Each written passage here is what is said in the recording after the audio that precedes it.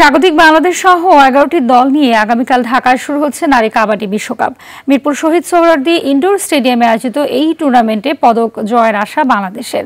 বিশ্বকাপ উপলক্ষে টুর্নামেন্ট শুরুর আগের দিন অংশগ্রহণকারী দেশের অধিনায়কদের নিয়ে ট্রফি উন্মোচন করেন প্রধান উপদেষ্টা ডক্টর মোহাম্মদ ইউনূস। আরও জানাচ্ছেন আতিকুল ইসলাম শাকিল।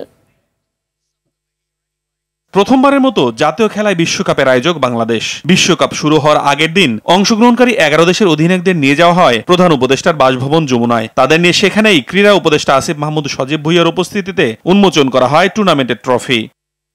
2012 সালে ভারতে হওয়া প্রথম নারী বিশ্বকাপে বাংলাদেশের অবস্থান ছিল পঞ্চম। র্যাঙ্কিংয়েও ছেলেদের কাবাডির মতো মেয়েদের কাবাডিতে বিশ্বে বাংলাদেশের অবস্থান পঞ্চম। তবে নিজ মাটিতে অনুষ্ঠেয় বিশ্বকাপে এবার এক ধাপে গিয়ে পদকে চোখ বাংলাদেশের।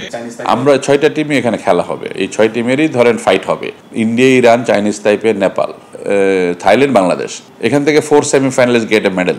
পদকের লক্ষ্য কঠিন হলেও বাংলাদেশ চ্যালেঞ্জ নেওয়ার জন্য প্রস্তুত বলে জানান কাবাডি ফেডারেশনের সাধারণ সম্পাদক। ব্রোঞ্জের ক্ষেত্রে এই মুহূর্তে যদি few calculation to Chinese Taipei আর নেপাল, এই দুইটা টিম আপনার এখানে প্রতিদ্বন্দ্বী। এশিয়ান গেমস এবং এসএ গেমসে কিন্তু আমি নেপালের কাছে পদক হারাইছি 2বার।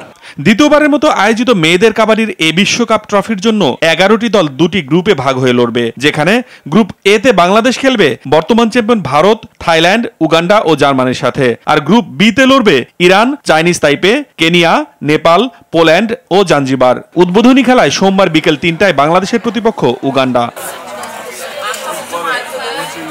আতিকুল ইসলাম শাকিল, RTV, ঢাকা।